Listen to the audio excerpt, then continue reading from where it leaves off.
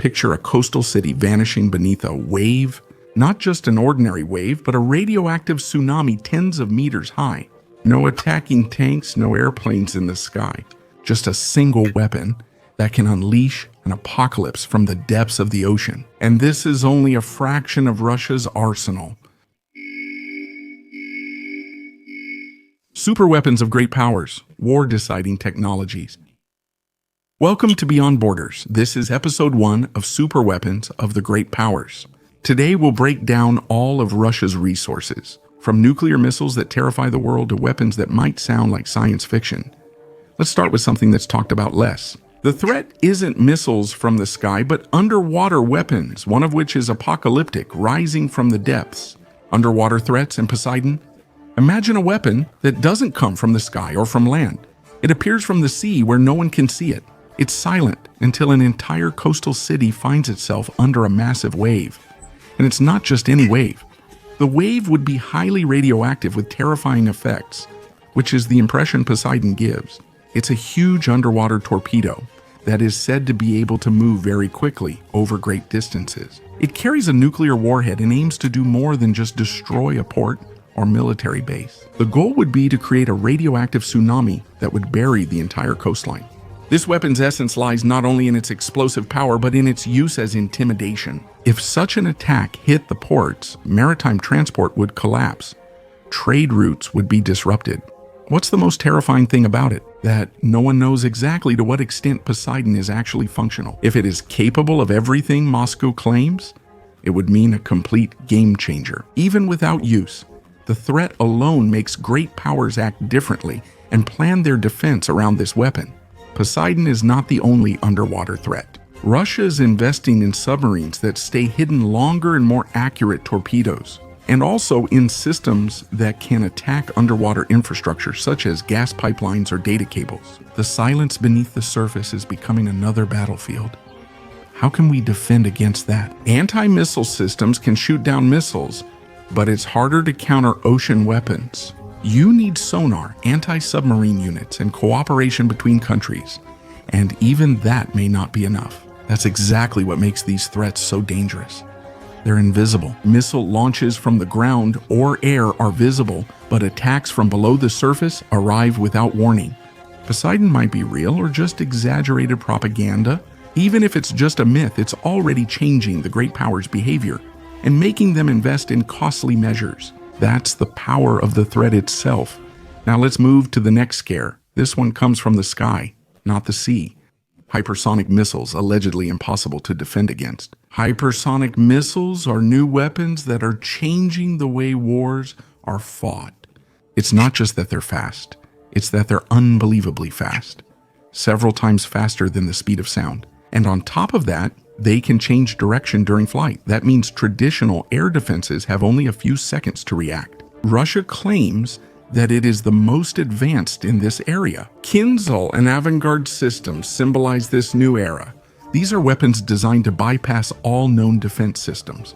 There is much debate about whether they work as the Kremlin claims, but one thing is certain. They have altered how other countries plan defense. Imagine a missile that can cover the distance between Moscow and Warsaw in just a few minutes. It's not a standard ballistic missile with a fixed trajectory. A hypersonic weapon can slightly maneuver, change its altitude and direction of flight, making it harder to intercept. That's what makes defense so difficult, almost impossible. When this missile is launched, defense has little time to respond, sometimes only minutes or even seconds. Everything is decided in that short time. Another problem is that these weapons are not just about speed, but also about psychology. A country with them has a major advantage just by having the option to use them. Military strategists call it deterrence. Others simply call it fear. But things aren't as perfect as Russian television suggests. Hypersonic missiles are costly, hard to make, and sometimes inaccurate. They need special sensors, reconnaissance, and logistics, otherwise they're just costly toys. That's why Russia rarely uses them, more as a symbol of power than as a regular weapon.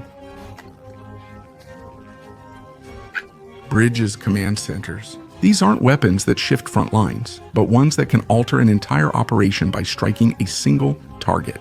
They also triggered an arms race. Countries are trying to develop new radars and systems that could detect them, but so far without complete success. Hypersonic weapons are simply one step ahead, and although scientists on both sides are trying to find a solution, the question remains, what if this speed has already surpassed the human ability to react? If you're interested in Russian hypersonic weapons, there's a separate video on the Beyond Borders channel where I discuss them in detail.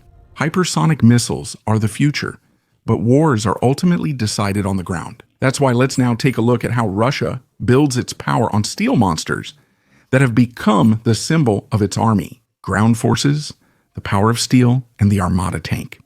Not all of Russia's weapons fly or float.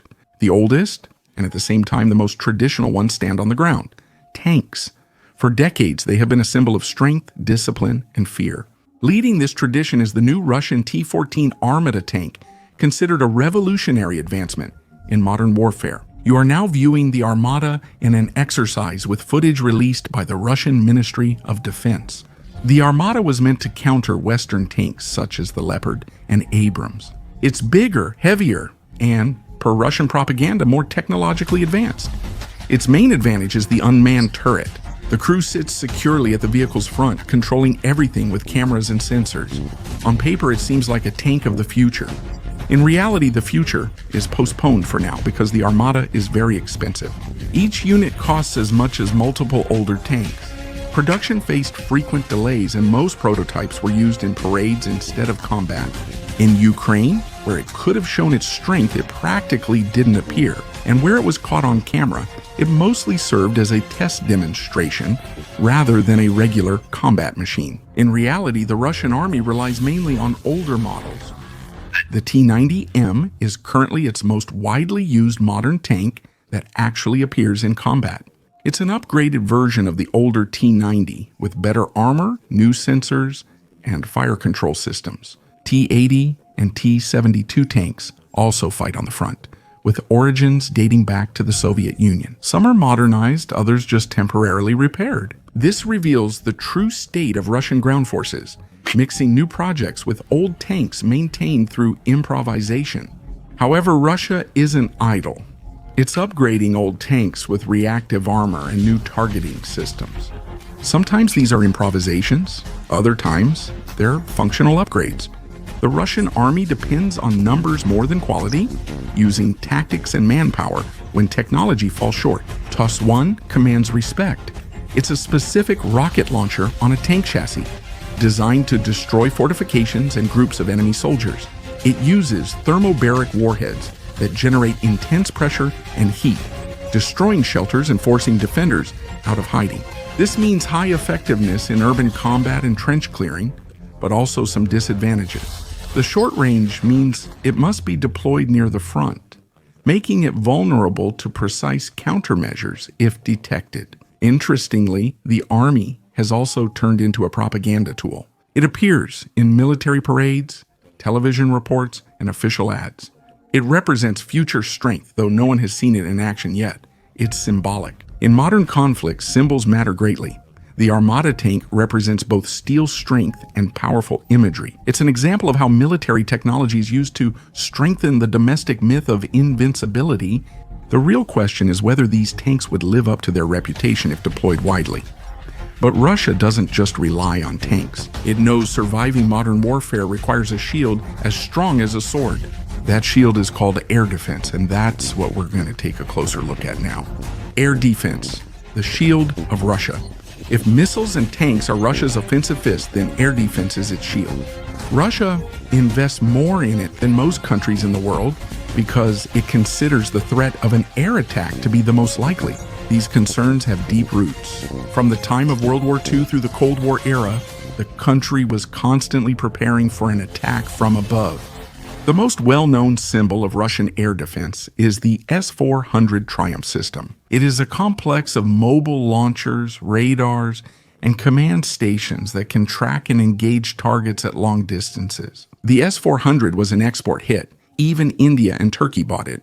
It can engage targets at a distance of up to 400 kilometers, from aircraft to certain types of ballistic missiles. Above it stands the newer generation, the S-500 Prometee. It's a system designed to handle even the fastest targets, including hypersonic weapons and satellites in low Earth orbit. However, little is known about its real capabilities. According to available information, it is currently deployed in very limited numbers and is mainly used to protect Moscow and strategic centers. However, older but proven systems like the S-300 remain the backbone of the defense. The S-300 forms the core of Russia's air defense network and is deployed nationwide. It is also supported by smaller, medium, and short-range systems like Buk, Tor, and Pantsir. They protect specific areas, airports, or units. Pantsir is interesting because it combines a cannon and missiles, and it can react very quickly against drones or low-flying munitions. The Russian air defense system is layered. This means that it intercepts targets in several zones, from high altitude down to low flight paths.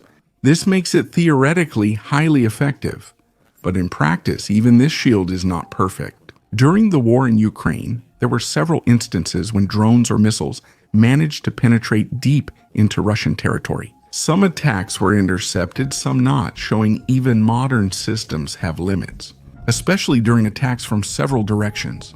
Nevertheless, Russian air defense is considered one of the most sophisticated in the world. It's a mix of many launch units, radars, and a connected command network. Its strength is its density and range.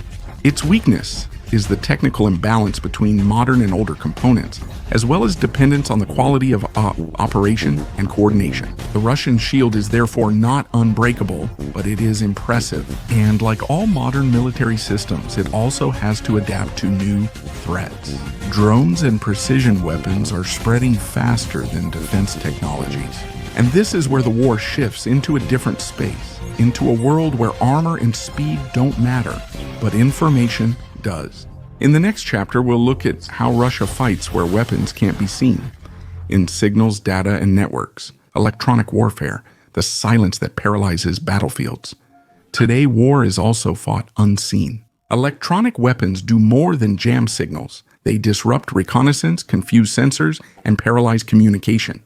Russia has developed these capabilities for decades and deploys them systematically and in layers on the front lines. One of the main tools is the Krasuka system. It's a mobile complex that targets radars and sometimes even sensors on satellites or aircraft. This means it can temporarily disrupt or block target tracking across a large area. That's why Krasuka is often used to protect key positions or cover launch sites. Another system, Layer 3, operates closer to the front. It combines ground stations with unmanned vehicles and targets mobile networks and radio communications. It can restrict phone range and disrupt unit communication, making battlefield command and coordination harder. Murmansk BN is a large Russian radio jamming system deployed on trucks with tall telescopic masts. It is designed to jam shortwave communications over long distances, which in practice means disrupting the communication that armies use for command and the transmission of important messages. Ideally, its range is thousands of kilometers, but in reality, it depends on terrain and environment. Even so, Murmansk BN serves as a strategic tool to create large, silent zones for the enemy. Borisogledsk 2 targets navigation and communication signals for suppression. It is used to jam global positioning system and to restrict data transmission that military equipment and command commonly use. In the field, this can create zones where modern systems are less reliable. There are also smaller mobile units such as R2 BM or GTEL. These are made to precisely target and jam specific communications, like drone control or mobile network localization. Their advantage is in rapid deployment and mobility. They can quickly create a tactical electronic barrier around the target. Russia uses these systems together in the field. Large devices operate farther away, medium systems work nearer the front, and smaller stations handle specific sectors. The result is a kind of electromagnetic weather, areas where communication doesn't work as it should, and where modern sensors are ineffective.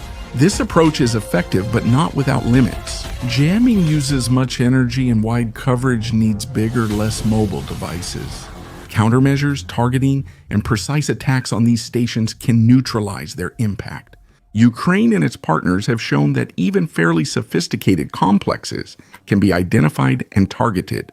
The result is clear. Electronic warfare is reshaping the battlefield without explosions. Poor communication hinders drones, complicates reconnaissance, and delays command. That's why today regular attacks are often accompanied by electronic jamming measures, not for the purpose of direct destruction, but so that the enemy can't react quickly. That's why these systems are some of the most valuable tools in modern warfare. Electronic warfare can pave the way for something much more dangerous, the weapon of last resort. When communications are disrupted, when command doesn't receive reliable information, decisions are made faster, and the room for error increases. In the next chapter, we'll take a look at Husko's nuclear arsenal, what these weapons are really capable of, how they are deployed, and what their real limitations are. We're not done yet. If you like this video, give it a thumbs up. It'll help it reach more people. If you'd like to support my work, you can make a small contribution through thanks. Thank you. Let's continue. Nuclear weapons, the last resort. Nuclear weapons are considered ultimate power in military terms, not conventional warfare tools. They are means of deterrence. Russia views them as the basis of its strategic security and develops their capabilities to be difficult to target and quickly deployable. The Russian nuclear system stands on three pillars which together form a single entity called the nuclear triad. Its first component is intercontinental ballistic missiles, capable of striking targets worldwide. Sarmat are powerful long-range carriers. Mobile Yars missiles are mounted on chassis, can be moved quickly, and are harder to neutralize. The second pillar is the Borei-class submarines, with Bulava ballistic missiles, mobile launchers that are hard to locate and increase the survivability of the force. The third pillar is strategic bombers, which can carry nuclear warheads and launch missiles over long distances. A change in doctrine in the command system is also important. Nuclear forces must respond quickly, but are restricted by strict deployment rules. When evaluating the threat, it's important to distinguish between strategic and tactical nuclear weapons. Strategic warheads are large for massive damage, while tactical ones are smaller for battlefield use. I have another video on my channel where I discuss Russian nuclear weapons in more detail. For a detailed analysis, everything is there. Russia has weapons that can destroy entire cities, but also systems that can paralyze the enemy without a single shot. Still, the old rule stands: power is only as strong as you can afford and sustain. On Beyond Borders, you watch the first episode of Superweapons of Superpowers.